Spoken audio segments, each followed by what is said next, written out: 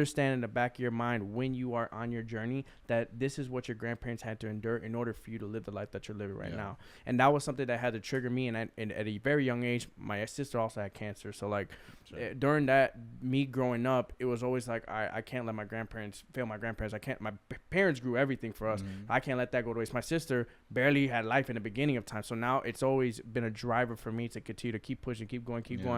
And now that you have my daughter, it's like, that's enough motivation more than anything to be able to provide for your family, to see that your daughter is able to grow and experience things that maybe my grandparents never got to experience, my parents never got to experience.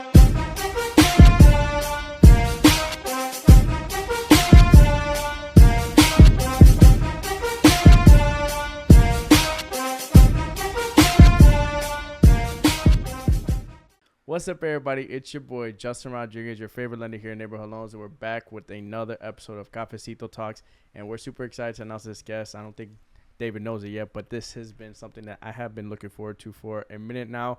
Beginning in this business, I have met a lot of individuals in the business and kind of seen the journey growing from the beginning. He's actually one of the first agents that I met that was kind of growing and scaling the business at a point that I haven't experienced at that time. So I'm super excited to announce that we have David Dominguez here. So thank you, David, for coming. Thank you for having me, Justin. Of course, man, of course. And give you a little background on how the journey kind of came to where I'm at right now. So when I first was like getting into the business, I remember meeting with you guys specifically in your office. Obviously, you know, you're a new loan officer and you kind of see you walking. It's intimidating, right? You're like, this is David Dominguez of Realty of Chicago at the time. And it was really cool to meet you and your stature, the way that you compose yourself, the way you're kind of suited every day. It gives you that, like, you are a boss, like you are the person and you hold yourself to that level of standard. But I want everyone to kind of hear your journey on how you developed into the man that you are and just overall as a leader that you are today at the company that you're at Realty of America now. Yeah, so. Realty of America, right? So it's awesome. For sure. But yeah, no, I think my journey really started back at college, you know, at Northeastern when I went there. So that's where actually I met Eddie Garcia. Garcia and we met at college. We were freshmen, you know, doing freshman stuff, right? You know, just hanging out, you know, stuff like that. And one day Eddie just tapped my shoulder. He's like, "Hey man, what are you doing Friday?" I was like, "Man, I don't know. I just barely met you. So what's up? Like, let's hang out." And sure enough, dude, that's how we started. We started hanging out. And then, you know, a couple months later, then he tells me, like, "Hey, man, I'm going to drop out." I was like, "Oh, shit, like, that's crazy." I'm like, "All right, man, well, I mean, do your life, right? Like, I got to continue doing I got to continue going to school." So, yeah, so, you know, obviously time passed, and we lost contact with each other. And then in 2009, when I bought my first house in Berwyn, I started seeing his benches. I was like, "Oh shit! Like, I know that guy." Yeah. You know, and shortly after, you know, I seen him at another bar, and we connected, and we were like, "Okay, you know, like, man, I love what you're doing." I told him, like, "Man, you're successful," and at that point in my life, I thought I was successful. You know, I already had a bachelor's degree, I had a master's degree, I had my MBA. I was at Juasco for 11 years. I went to CVS for 4 years, and last position I was a emergent leader for CVS, a regional for HR, where I was handling their HR for the Midwest. And I already had my house, and, you know, my cars, my motorcycles, and you know, I thought I was here, but then I see Eddie, he's over here, so I'm like, man, I gotta do what he's doing. So yeah, shortly after, I quit my job. I didn't even give him 2 weeks. I think I gave him a week and a half notice. I just told him, I think I was getting my annual review at that day, and sure enough, I gave my letter to my boss, and I told him, like, "Hey, this is it." And he was very respectful, because obviously, like you said, like, I can always carry myself at a high level. Everything I do in life, I do it to my highest ability, because why do it second best? Why take shortcuts? Why have acid? Why do that? Like, that's not me. Right. I've never been like that. Even when I started working when I was age 14. I started washing cars at age 14 because, you know, and in Chicago, you got to be 16 to work, right? And 16 legally, right? And at 14, obviously, I was doing it to help my mom, single mother.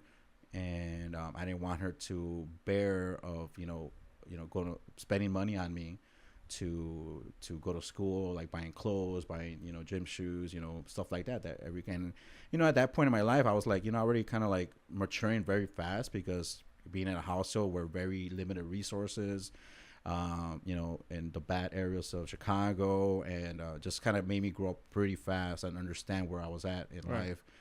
So like, you know what, I'm just gonna get a job. And the only people that would hire me are people that won't check my papers, right? My documentation, because I was 14. So I started working at a car wash. And that's where my work ethic started. Like, I wanted to be the best. And you see a lot of older guys at the end, they were like complaining to my boss. They're like, man, why is this kid think he's the best? And why is he getting more tips than we are? And then my boss tells him, like, well, start working like him. You know, and I was like the fastest one that washed the cars, the fastest one to vacuum, the fastest one to dry the cars. Yeah. And I would see those really nice cars, like, man, one day I'm gonna own one of those cars. Man, one day I'm gonna get one of these cars. And that's how it came, man. You know, I just started working really hard, and, you know, going fast forward to my journey with real estate is I met Eddie, saw what he was doing. I was like, you know, I'm gonna go all in. And sure enough, I quit my job. Took everything out of my savings accounts and lived off of that for a little bit, and you know, got licensed in January of 2015, closed my first deal in March, hired my first assistant in April, hired my second assistant in October of 2015, and that year, you know, I closed 24 transactions by myself, and then the rest was history, man. So from that point moving forward, you went from straight up, I mean, it was salary, I'm assuming, with some sort of bonus or something like that. Everything was salary. It was great pay. You know, I got my check no matter what, but I was just frustrated, just didn't want to go back to work. You know, one of my mentors back in the day told me, is like, you know, if you're gonna make $1 million, make $1 million for yourself. Yeah. And, you know, that's what we did. So give me the little rundown and everything. Was it more so the happiness perspective when you were working for the company that wasn't there? You just didn't have the level of happiness when you're waking up? Or was it you just didn't have the drive to wake up to go? I think it was a mixture of both, because one, I just didn't want to wake up anymore to go to work. Yeah. Like, because in corporate America, there's always a boss on top of boss on top of boss. Right. Like, there's just no way to climb that ladder fast enough.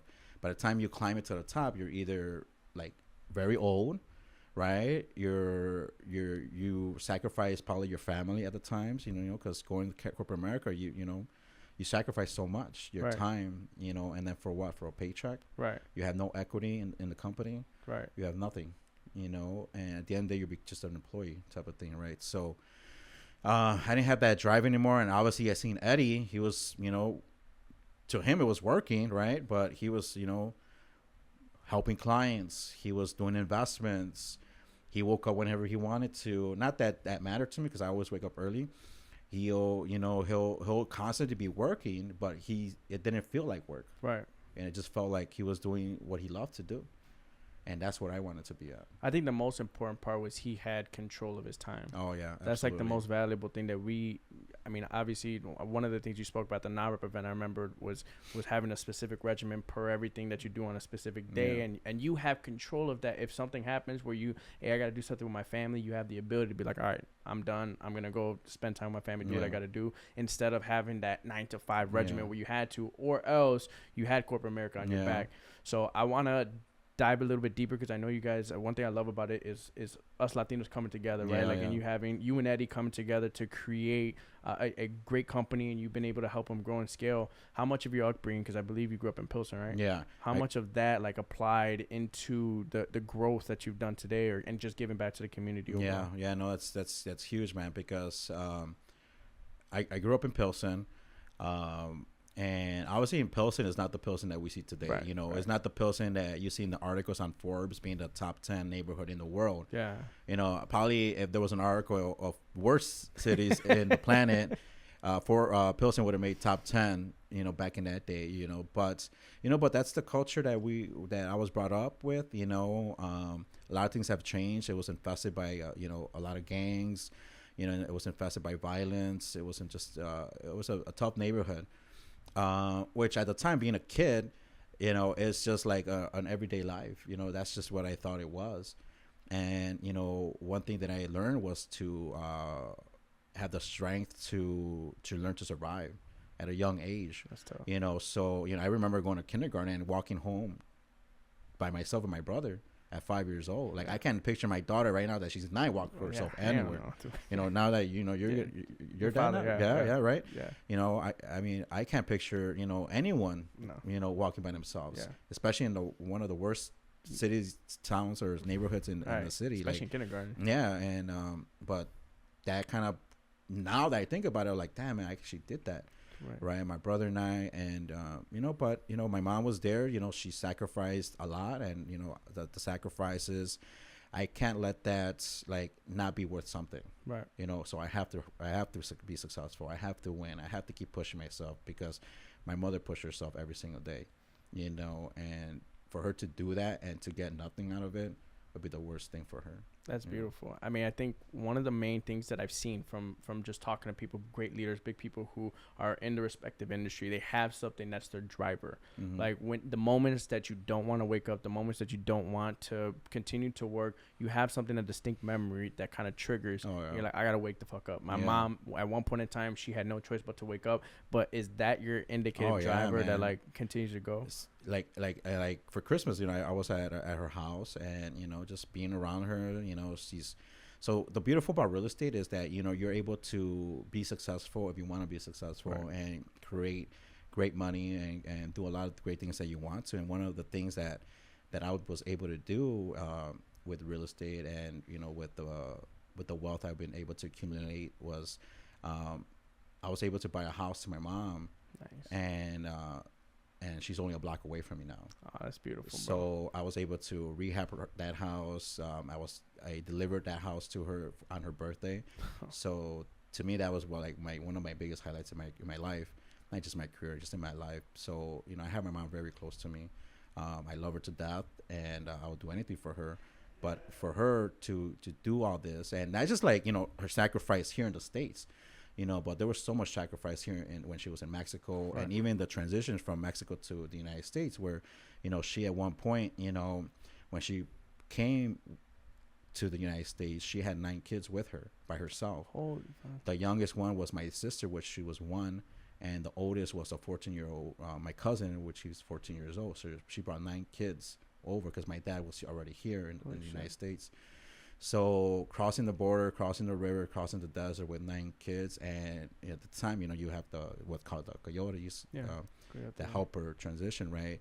The only thing they had to drink was beer, you know. So I mean, my mom has a huge story and a huge upbringing, and again, that's all sacrifices that, you know, won't go without being shown. No, 100%. And I think that's really important for people to understand to the channel, because I think a lot of times when you're looking at these situations that your mom, your dad, and everybody has gone through in their life, people use it and kind of either suppress it, or they just don't want to look at it, or they just use it in a negative way. I think it's really important for people to channel that, to be able to excel their business, be able to grow to that next level. And I think the one thing that's really cool about your story is that you live kind of like 2 lives. Like, you've lived the life that majority of people live. Like, majority of people in the United States live that 9 to 5. They go to work, they get in, they get out, and they never make that sacrifice in the back of their mind that they know they want to make. They want to take the jump to become their own entrepreneur and really grow their business for themselves. They want to earn money for themselves, but they never really want to take the risk because it's secure. You have your family, you have here, and you feel as if you're taking the right path. When you were going to the transition from W-2 to becoming your own entrepreneur, was there something specifically that Eddie told you, or a piece of advice when you were in the journey that made you feel comfortable, be like, you know what, I'm taking this jump for me and my family, and I'm going to create the best life for us possible? Yeah. So again, going back to my mentor, where it's like, hey, if you're going to make $1 million, make $1 million for yourself, not the corporation. So that's the mentality I came into, is like, so I just thought about it like, okay, what would corporate America do if they started by themselves? So everything is run by revenue, right? So if you don't have revenue, you know, you're going to sink real fast, right? So I was like, okay, so what do I have to do now? So I need to create revenue ASAP, right? As soon as possible. So how am I going to create revenue? So I just kind of like, back in like corporate America, you set goals and then you just break it down and you kind of reverse engineer it, right? So same thing, like, okay, my goal is this. So how am I going to make this? Like, okay, I got to make this much money, right? Okay, cool. So how am I going to replace my salary from the corporate? Like, I have to make this. So how am I going to do this? So I need to get all these closings. So from the closings, I need to get clients. So I already know that 50% of my clients will either buy with someone else or cancel or whatever, right? And then reverse engineer it. So from the clients, I need to get leads. So the first thing I focus on is I need to generate a bunch of leads. Like no matter what it is, no matter if it's someone that wants to buy a land, someone that wants to rent, no, it doesn't matter. Like leads are leads, right? And that's the mentality I still stick to today. Like anyone that calls me like, hey, David, I think about buying a house, or David, I think about selling. I don't look at like, okay, how much is it, or what's their volume, or how much is their pre-approved. Where like a lead is a lead, right? You know, like for me, like, you know, in every family, there's either, you know, this might sound weird, but there's always someone that's not doing the best in the family. But then in the family, there's always someone that's doing the best. Yeah. You might hit the guy though that's doing the worst. Like, hey, I barely making it. I barely make, you know, $30,000-$40,000 a year, whatever the case is. But if you do a good job with that person, they're gonna refer you to the wealthiest family member, right? You know, so there's always that relationship, and that's how I think about it. And, you know, sometimes I hear agents like, "Oh man, I got a pre-approval for, you know, $78,000." Like, hey, go. So what? Go out there and close it. Figure it out. Find a house. You know, even with, you know, with us, you know, we'll get like, you know, $60,000 listings. I don't care. Right. I mean, to me, let's get the buyer too. Now it's 120. Oh wait, now about the buyer. Now let's flip that house. Now it's 300,000. You know, seeing the potentials. You know, seeing that spider web just growing. Yeah. That's, to me, that's the picture I see. Right. For every client, like you got to go out there and network that client, squeeze the juice out of every single lead, every single client. And if you think like that, you're gonna be successful. But if you think, oh, one client at a time, you're not going to be successful. You're not going to have a running business. You're going to be always looking for that home run. Right. There's no way you're going to be successful. I think the way that my mentor referred to me as a snowball. So you keep going and keep going. A snowball gets bigger and bigger. The more that you get into this business, so the more that you nurture your clients, you're there for your clients, the more that your business is really going to grow. And I think that the more that I've gotten into this business, the more that I've realized that actually relationships probably the most important part about the business, whether it be your business referral partners, whether it be your actual clients, your current clients, past clients, everybody that's in your database has to be nurtured at some point in time. And you gotta, the more that you build a relationship with people, the more people are going to want to do business with you at the end of the day. And it's really important to just rather shine light on that. And for your point, when you have really transition in business, because I don't think a lot of people see it in corporate America's perspective, because truthfully they are the leaders of business. They are the reason why, you know, they're at the top for such a long period of time, because they know how to drive revenue and look at business at that perspective. And I think if a lot more people looked at business in that way, figuring out how much revenue you're making, how much expenses you're putting into your business, because just because you got $1 million top line and your bottom line, your expenses are $1 million, you're not making any money. Exactly. Right? You got to kind of take a look at your own business and understand and realizing that. But when you were in your business and you're growing and expanding on your business, and I know that you're starting to shift in your career little by little each chapter, how did you always find it within yourself to continue to grow? Like when you were like, all right, production side, I didn't find as no, your fulfillment, you've already fulfilled this portion of your career. Now you're transitioned to recruiting and agent development and that portion of your career. At what point in time did you know it was time to transition into that? And when did you get more fulfillment out one of the two? Where in your career do you feel like you're at? That's a good point, because in my career, I'll start with like Joasco. Like I love Joasco. Like, you know, I think that's a great place for anyone to work at, starting no matter what it is, right? One of the beautiful thing, and it's pretty sad that, you know, they don't really promote this as much, or I don't know if things have changed, but they had a great training platform to not just build managers, but build leaders. And I think that's where my leadership, you know, knowledge came at. So at Joasco, I managed a bunch of employees. You know, I always was mentoring people. I always will help people get promoted. You know, that was my job. And then CVS, same thing, you know, always helping people, mentoring. I was always in that training aspect, mentorship aspect. That was always my role in managing people. I've done that for so many years. Now going into real estate, you know, I never had that sales background. You know, I didn't have that sales background. I never sold anything. You know, I've never sold a cell phone, you know, never sold a furniture. I never sold anything. Yeah. Never sold drugs, guys, by the way. Never, guys, all right? But someone in the comments, yes, he did. Yes, he did. Right? But I've never done any sales aspects. So I was like, okay, how the hell am I going to do this? Yeah. But then I started thinking about, like, I always, before I do something and start acting on it, like, I always take a step back of something. Like, okay, what does this look like, David? Let's analyze this. And also, too, with my education background, that kind of helped me, too. Like, you know, like, in schooling, you just analyze a lot of stuff. Yeah. So that kind of like helped me with it. If people say like, hey, what you get out of your MBA? Just help me think better. Yeah. That's all it did. Yeah. Like I don't remember anything. Yeah. It just helps me think better. Like, hey, Dave, what you learn at university? Like, I don't know, nothing. I just learned how to think better. Yeah. That's the only thing that I actually gained. So I took a step back. Okay, so how am I going to get from a management level retail to now sales? You're a realtor, you're sales. Yeah. That's all you're supposed to do. Yeah. So I took a step back. Okay, how am I going to build sales? I got to build relationships. How am I going to make those relationships even better? Pour into the relationships, right? And customer service and stuff like that. So no sales background, so build relationships, right? And I started doing more and more customer service because that's how you get trained in corporate. Like, customer service is very important. Without customer service, you're nothing, right? Yeah. So building customer relationships, customer service, and following up, which is huge. And follow through with what you say. Because if I say I'm going to do something, you got to do it. If you don't do it, you're going to get called out on it, especially in corporate America. You do say you're going to do something, you didn't do it, you get blacklisted. How often does that happen? All the time. Really? All the time. Literally, it stops you from getting promoted. It stops you from everything. So you got to be on top of your toes all times. So I'm like, all right, cool. So that's how I became a good salesperson. So then over the years, like in my first probably 3 years where I was heavily into the sales, I'm like, man, I'm actually pretty good at this. Yeah. But I didn't feel like I was selling anything. I didn't feel like I was like out there, oh, you got to buy this house. No, I was like, hey, well, this house has what you just asked me. Right. And based on what the conversations we had, isn't this what you wanted? Right. And the way how you say things, obviously I learned that through the sales aspects of it and sales techniques. So I started building my own skill sets for that. But then I was like, man, I like managing. I like that. I've always been a leader in those fields, right? At Jewel, I was one of the youngest managers. How old are you when you were a manager, Jewel?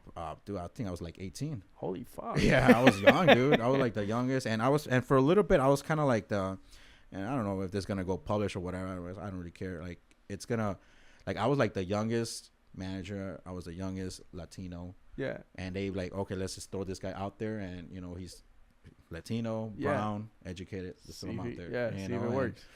And I was kind of like that for a little bit for them. And yeah, so certainly I learned, I know how to manage. I know how to be a leader, and real estate is sales. So I was like, I think I could be more than just a salesperson, which I love it. I love sales, even now, like, it's crazy because, I'll do a showing here and there and I'm like, get back into my groove. Yeah, and I'm like, oh, man, this is cool. I miss this. Yeah. Right. But either way, so the leadership was already in me, the analytical stuff was already in me.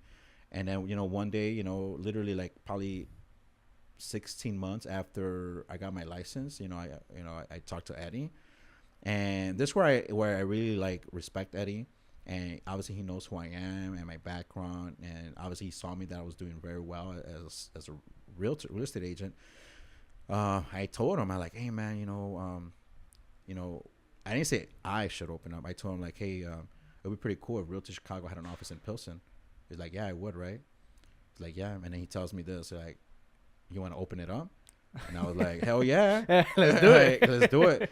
But again, I didn't know anything. I didn't know how to be a managing broker. I didn't know I needed to take a test. I didn't know what the responsibilities look like. I didn't know, how it's going to affect my business. Because, obviously you're so focused on sales, and then you start doing something else. Obviously it takes a hit on it. Right. So then shortly after, a week later, we signed a lease, and Eddie's like, all right, let's start building it. And then, a month later, we opened up Realty Chicago Pilsen. And that's where I knew, like, oh shit, like, I'm a managing broker now. And again, what does that mean? Right. What does that look like? What's the goal? What is the responsibilities? Like, obviously Eddie didn't tell me like, hey David, this is your responsibility. You need to hit this amount of revenue, this amount of production. Like this is how you do it. And then like, no, like, hey, figure it out. So obviously, again, I had to take a step back. Okay, so what does that look like? What does that mean? What do I have to do? What are the responsibilities? And yeah, sure enough. So like, okay, what does that mean on my production? What does that mean on my sales? Like what does that mean in reality and numbers, right? Because in our business, like anything you do affects the top line, right? Right. So I was like, sure enough, like, okay, I was doing good at my sales, but I wasn't really growing the office. But then people started coming to me like, hey, Dave, I want to join your office. I want to join. I'm like, great, come on in. But like, okay, so I just had to take a step back and think about, okay, what would you Oscar do? like train their employees, train their people. Like, all right, cool. So boom, and this is how the Real Chicago training schedule started. You know, like, all right, we got to train. You want to start it? We were one of the first ones to start it. So then we're like, we got to train our agents. Like, great. And then obviously now all the offices in Chicago have a training schedule, you know. So, and then boom. So that's how it started. And we started training them. So then I thought took another step back. Like, okay, what's the point of having all these agents if they're not producing? So I got poured into them. So that's where I started the mentorship program, the one-on-ones. Yeah. And I started meeting with the agents, like, hey, let's go over the goals. And then again, so I got to put myself in the Juasco hat. Like, what would Juasco want to do? Like, oh, we'll always meet with our district managers to go over goals. So like, all right, business planning. Yeah. You know? Yeah. And that's how our business planning started. So a lot of this, and obviously now you see a lot of real estate offices doing the exact same thing, because I used to do it. Literally, I would do it all the time. So I just did my manager's duties at Juasco and put it into my real estate business. And now slowly but surely, like, oh shit, like we're producing office now.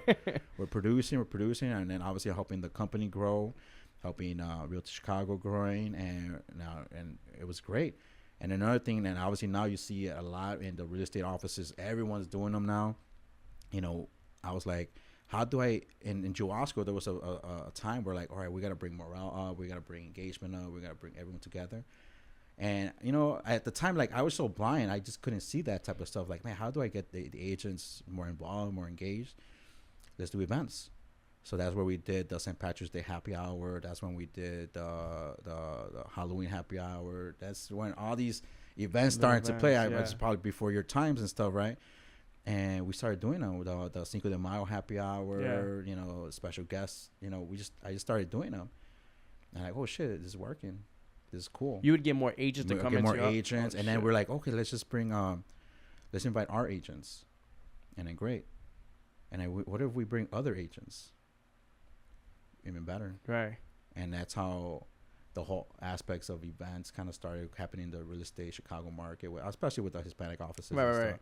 So do I get credit for that? Probably not, which is fine, right? But that's how, because no one else was doing it. Right. No one else told me like, hey, David, you should do this. Yeah. You know, so I'm like, you know what, let's just do it. The whole Easter Bunny egg hunts, I started that in Pilsen back in 2016, where not even Pilsen was doing it. And now it's funny because now the Pilsen community activist groups are now doing it. So I'm like, hey, man, thanks for taking you're the pioneer, bro. Thanks for taking my event, but it's all good, you know. And now, you know, we started doing the Easter egg hunt here in the south side of Chicago. And obviously now more offices are doing it, which is great. You know, at the end of the day, you know, if people see what you're doing and they love it, they're going to, you know, obviously duplicate it, which is fine, right? And that's how now we stop being that typical like, oh, Hispanic real estate offices or offices that are like independent are not doing more. Right.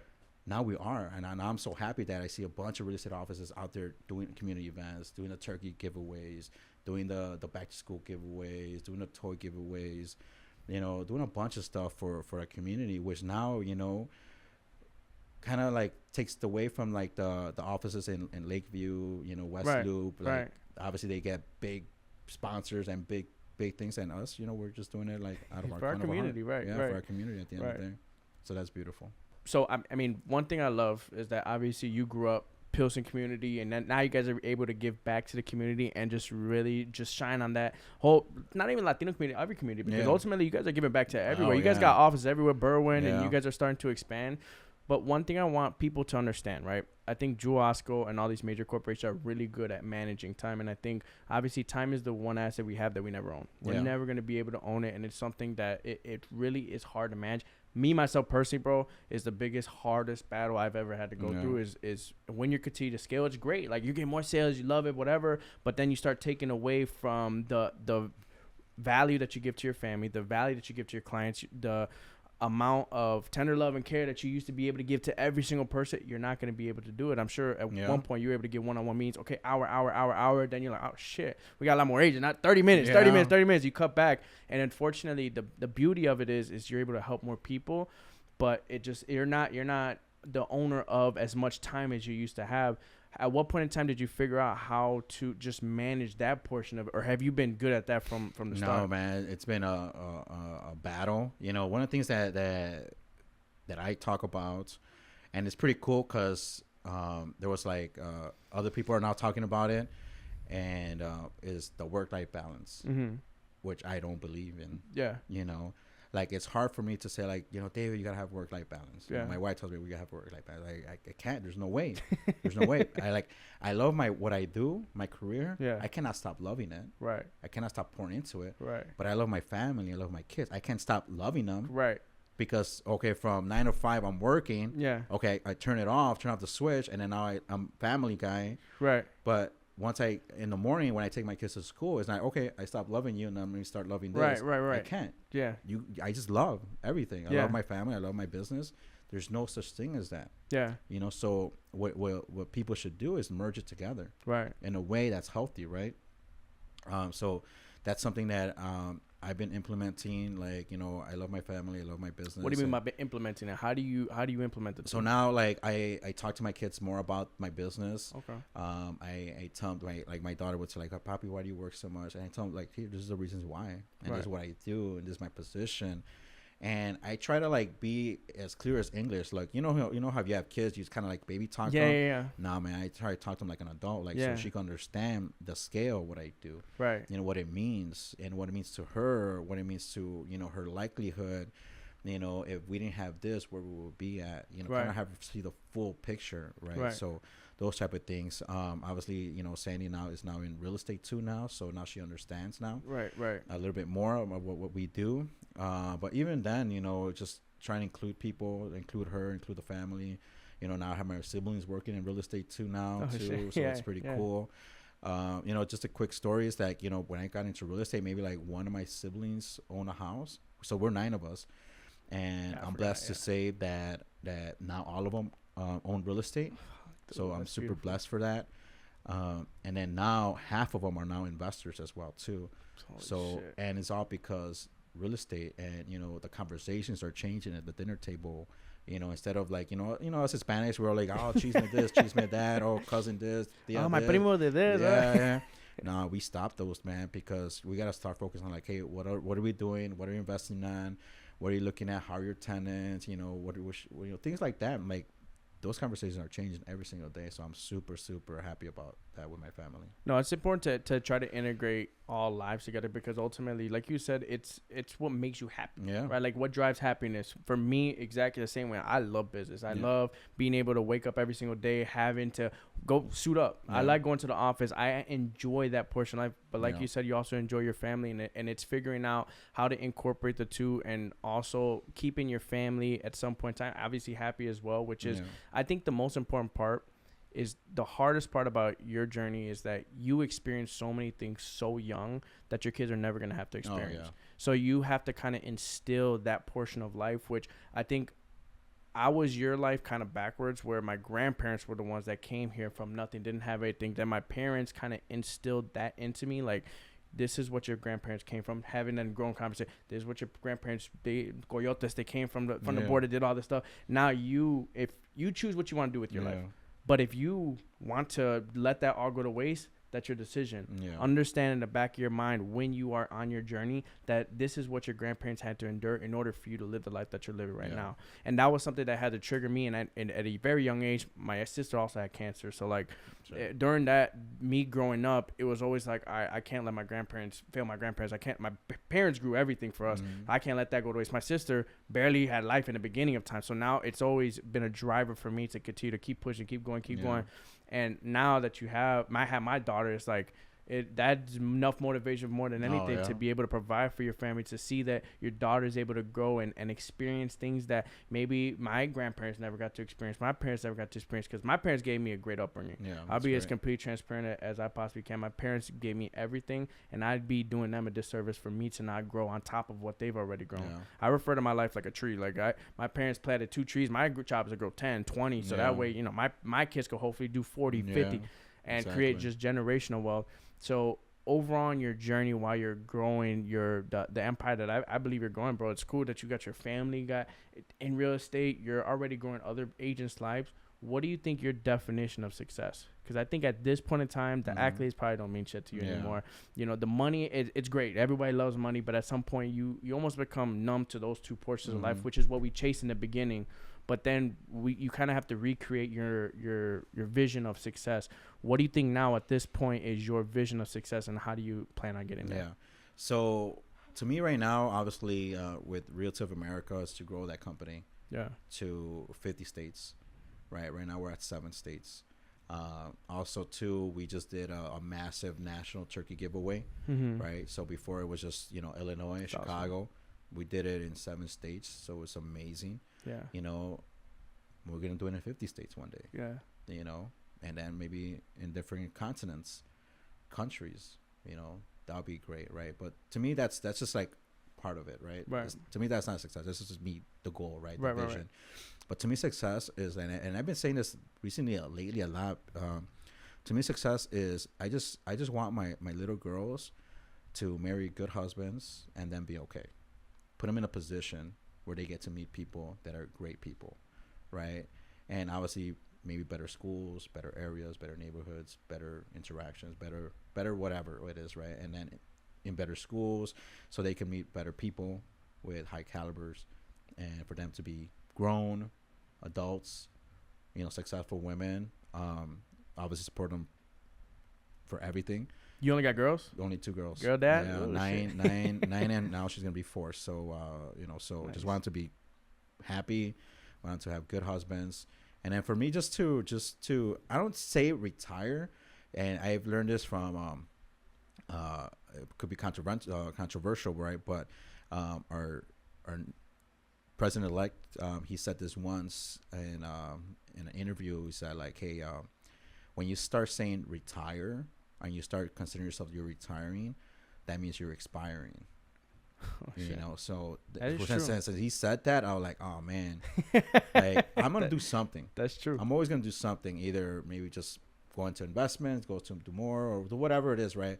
I'm always gonna feel doing something. But to me, as long as my girls are happy, they're good.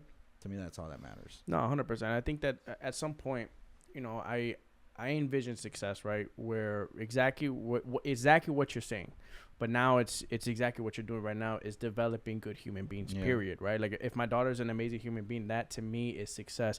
I instilled enough good knowledge and behavior and things into her. Now she's gonna be a good human being to the world and impact the world in a way where you're doing turkey giveaways for the entire 50 states. You know, like even the little things where you don't really see, like you see the turkey giveaway, and I'm assuming a lot of people when they're looking at these things, they're like, holy shit, it feels almost like you can't touch that. It's you can't grasp it, but like it takes you guys to take the risk, to take the jump, to be able to obtain those things and be able to do turkey giveaways, give back to the community. And I give you guys all the respect in the world, because you guys are creating great leaders. You guys are helping and giving back into the community. And honestly, what a lot of people don't talk about is the true wealth in the United States is through equity. Oh, yeah. So if you could build and scale the company to the point where you guys got equity stakes, good for fucking you guys. Like, and this is amazing for Latino communities too, because I think it was Cilantro is one of the only chain food restaurants that is Latino owned, that has grown and scaled into where they have a bunch of franchises. And I met through basketball. One of the guys that played basketball with, he was telling me that, oh, my tío owns it, but you don't pick up on that, and you're like, oh shit, Chipotle's not owned by Latino owned. You know, a lot of these big chain restaurants aren't Latino owned, even though they're cooking Mexican food. So it's refreshing to see other individuals who are in our culture, in our real estate industry, that are growing. And you guys are accumulating wealth as much as it is.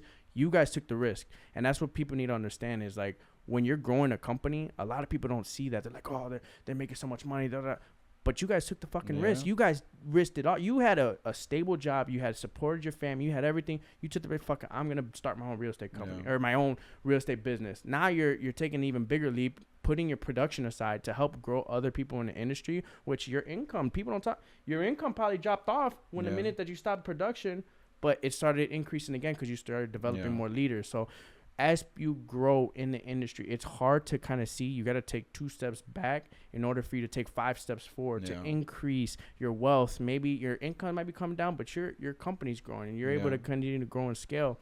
So what point in time was that your turning point? Did you kind of have an idea of like, all right, like during this time, I'm going to focus more on production. And when did you really feel like you became a really good leader? Do you know, like, what year did you feel like, all right, yeah. I feel like I'm a great leader now? Yeah, I think so once we opened up Pilsen, that first year in as a managing broker, I could be transparent. Like, there was no money made. Yeah. You know, Yeah. open up an office, expenses, to stuff like that. There's no money made. Yeah. And then once the second year, that's where I like, oh shit, like, we're profitable now. And it wasn't like a crazy number, right? Yeah. But like, wow, like this is actually happening. Yeah. It's working. And okay, if it's working, what if we 10x this? Right. You know?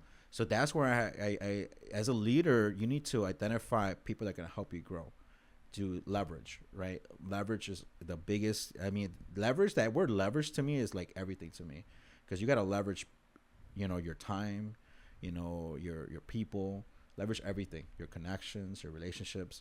So once I knew that, like, okay, the office is growing, right? And then investing, and then, okay, let's put some more money into the office, you know, let's do more things, let's put more to the company, invest your time, right?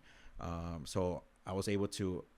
So obviously on the production side and the leader side, right? So like, okay, and the production time side, I had like identified like, okay, agents that are helping me grow this, right?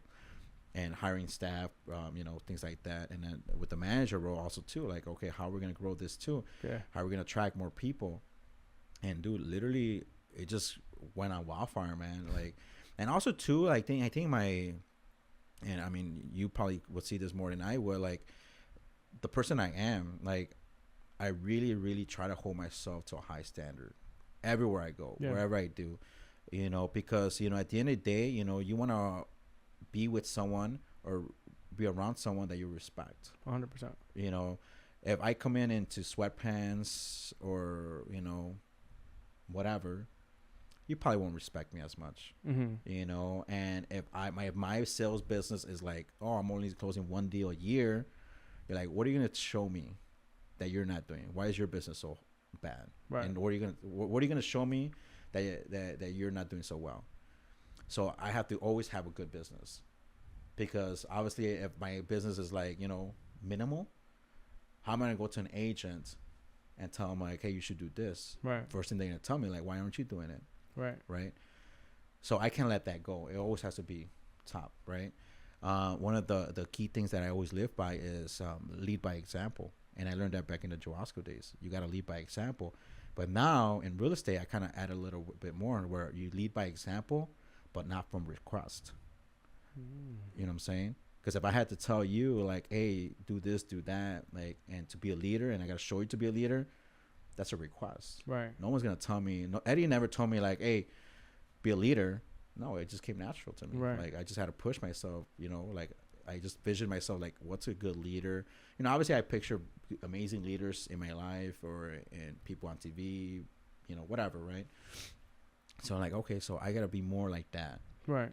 More, you know, obviously I don't drink anymore. It's been almost 7 years that I've tasted anything. I don't do drugs. I don't smoke. You know, I eat. That's how I eat.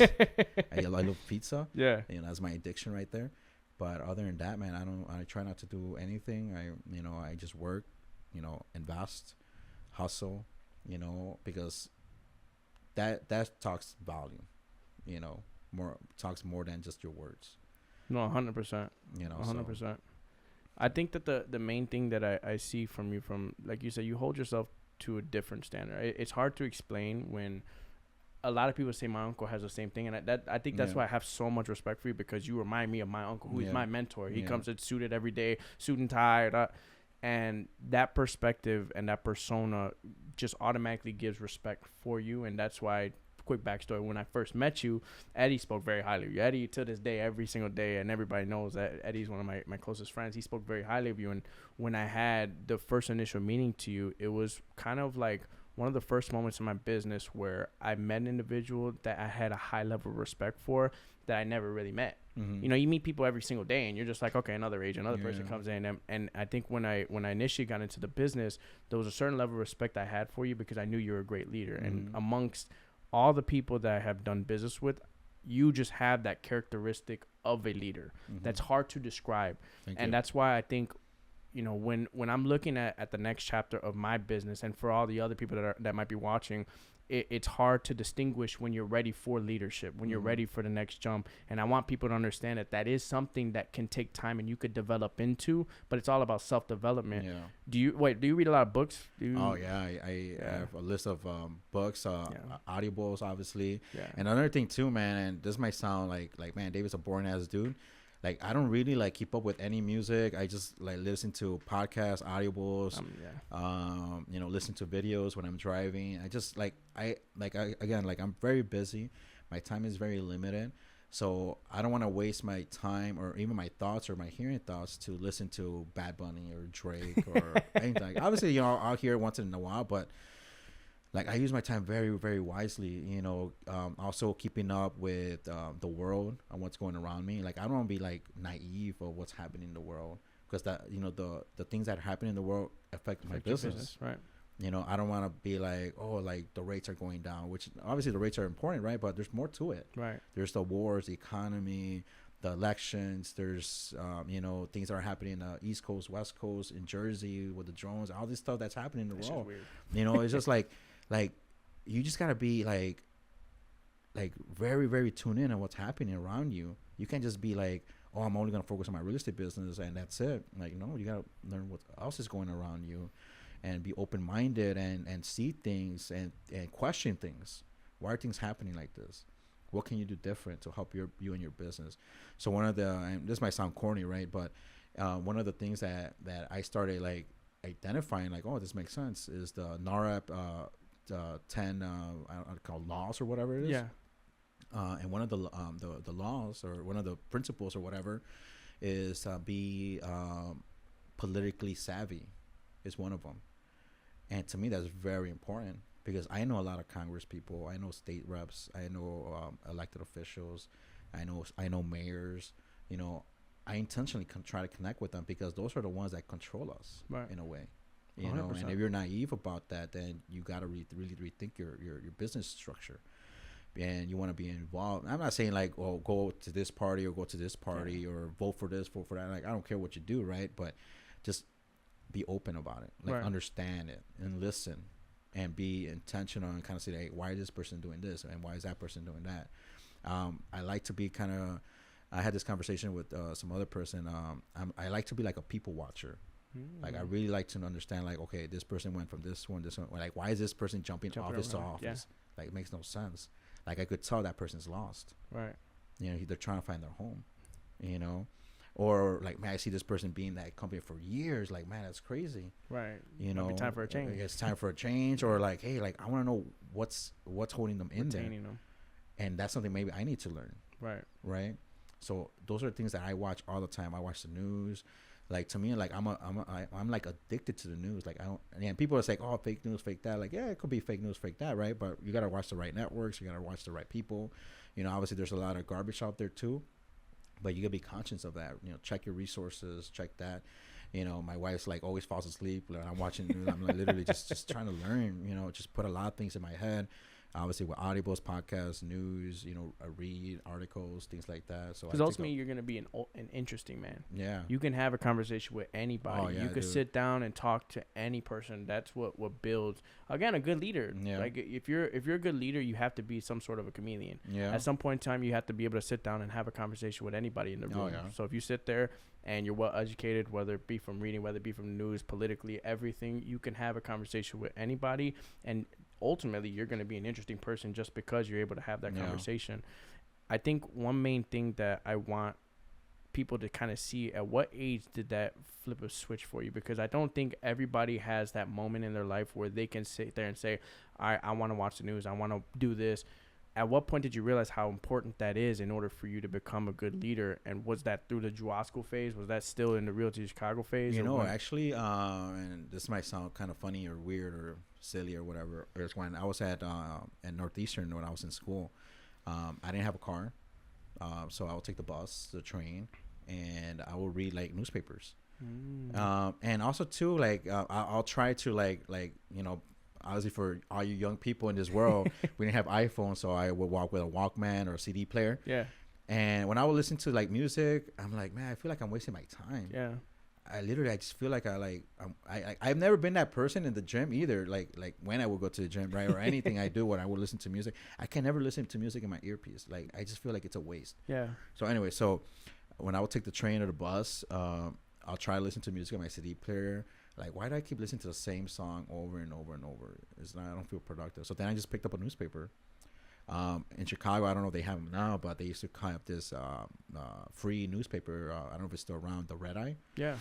Yeah. So I would like get that every morning because it was free, and I'll just read through it and kind of see what's happening in the world, Chicago, whatever. It's a very short newspaper, and I'll read it. By the time I get to my destination, I'll probably be done with it. Right. You know, and that was one of the things that really started doing more and more. And when I was at Northeastern, with one of my classes, I was in an art class, and they told me like, hey, what are the, bring your hobbies or bring the things you love to do, and we're gonna draw them, like a painting. It's like, damn, man, I'm not really that interesting. People were bringing like a basketball trophy, really cool things. Like, damn, I don't have nothing interesting. You draw a newspaper. That's literally what I drew. I put a newspaper there and I drew it. Yeah. Literally, that's what I did. Yeah. And to me, I was like, man, I'm a sad dude. Like, I have nothing exciting. When I was at the University of Northeastern, like I didn't have the traditional college life. Yeah. Like where like, oh, I'm going to parties. I live in a dorm. I'm just like hanging out and college life, right? To me, it was way different because I went to school full time. I had a full-time job and I had a part-time job. Oh, shit. So there was no time for me to like just BS. Right. So I took it very, very, not that I had to take it serious, but I really had to take it seriously. Right. Because my time was very limited. So I literally just, with so much stuff going on in my life during that time, I was like, you know what, just get through college, because that's why my mom, because I was the first one in my family to attend a university, attend a 4-year university, because I had, my other siblings, got an associate's degree, community college, which is fine, right? But I was the first one to go to a real university. I was the first one to graduate from a university. And I didn't want it to be that one son that he did it but didn't finish. Yeah. So I I just gotta finish no matter what. And it was hard because working full time, having a part time job too, and going to school full time, and still having good grades. So but that's how it was, man. Well, I think again, the one thing I want everybody to see when you're kind of hearing his journey, you're hearing the development of David Dominguez, who he is today. One thing I've heard, and I think I've applied this to me very early, but I was naive. I didn't really know I was doing it, was you networked with the right people. You were with the right people at the right time. And honestly, it's a numbers game. The more people you network with, the more, like you said, the spider web. And all of a sudden, you encountered the right person, which was Eddie. And then it just kind of changed your life and changed the whole perspective and where your trajectory of life turned. Yeah. It completely did a 360. And you're always about self-development. And I think it's the main thing about you is you're just disciplined. Yeah. And that's probably the most important part about it is your self-discipline, and you're willing to develop yourself every single day to become the best version of yourself. Yeah. And I think people make the journey of their success story, whether it be in entrepreneurship in their own career or any sales job they might be, they make it a lot more difficult on themselves because they don't know how to turn that switch on what drives you, what wakes you up every day. And it doesn't necessarily mean have to be your kids. Yeah. It could be the life tragedies that you had. It could be your kids. It could be anything. But people don't know how to flip that switch to become the best version of themselves. Yeah. And it's a weird desire to have. And I think that although you love your job, you love more yourself than anything. And that's the reason why you love your job so much, because it brings you that fulfillment to help everybody else. And people need to understand and realize that in order for you to become the best version of yourself, you have to learn to turn that switch on and recognize what drives you to become the best version of yourself. So kudos to you for just continue to do the things you got to do to be the best version for yourself, for your wife, for your kids, for your agents around you, and overall the company that you're a part of. Now, the last question I want to ask you, in order for just to kind of wrap everything up, where do you see yourself in the next 10 years? And then a follow-up question, if you had to ask yourself or to talk to yourself 10 years ago, what question or what thing would you tell yourself? So first and foremost, 10 years, and then what would you ask for 10 years, we're in 2024. That'll be 2034. So I think 10 years from now, I still see myself doing this, man. Honestly, still see myself doing this, maybe in a more massive scale. Yeah. Obviously, 10 years from now will be Realty of America. Will be 10 years, so it'll be a lot of growth. With a lot of growth, more opportunities. So, I mean, with Realty of America, I say, we're going to be in more countries. Our goal is to get to 50 states within the next 3 years. Sure. And going to Mexico probably by next year, 2 years. Canada, right? Then go to South America, Europe, Asia, right? So, I definitely want to be part of that, right? Bring my family with me to open up different markets, different stuff, So, yeah. So I see myself doing that in the next 10 years. And obviously, the beautiful thing about Realty of America and you kind of mentioned it is the equity piece. Yeah. Like right now at Realty of America, and it's not coming from me, but it's coming from other people that are seeing it, is that they're considering Realty of America as the Apple of 1985. Mm-hmm. The Amazon, the Tesla, which, yes, there's different companies similar to ours. But the biggest difference is our leaderships. Yeah. Like none of these big national companies started with the amazing leaders that we have today. Right. They all been super successful. And right now it's all about like the key word. If you put all our leaders right now in Realty of America and you select one word, the common denominator for all of them, and the word is legacy. And that's what we're all trying to do. Like they have awards for days. Literally, if you combine all their awards, it'll fill up a whole room. Yeah. But they're not looking for awards. They're looking for legacy. Right. And that's the common word. And that's what we're looking for. Right now, 10 years from now, it's going to be legacy. What we're going to leave to the future generations. Fuck, right. That's beautiful. For my family, for the future generation of real estate agents, where now a real estate agent could come into this company and feel like another leader because, then they start growing the organizations. Right. And it goes on. And then on top of growing the organization, they're going to get equity, And once we go public in 2.5 years, and that's going to be a big shift in the Latino Hispanic 100%. Market with our real estate agents. Because I could tell you this, and this is just my personal opinion. I could tell you this, like a lot of these national real estate agents or real estate companies, the ones that made a lot of money and through the equity piece, through the going public, were not Hispanic real estate agents. This is the first time in the history of our Hispanic real estate agents that now they have the opportunity, if they choose to make a lot of wealth when we go public. And this is the hand I reach out to our community. And obviously, a lot of people are all in. I'm all in. I talked to Eddie, and he said this, a couple times, but when he said that to me, it kind of really close to my heart, where I know, like, hey, I'm in the best place ever. Where he's like, hey, man, I'm like Christopher Columbus, man. We came to the Americas, and I burned the boats. Because we're not going back. Like, this is all we have. Yeah.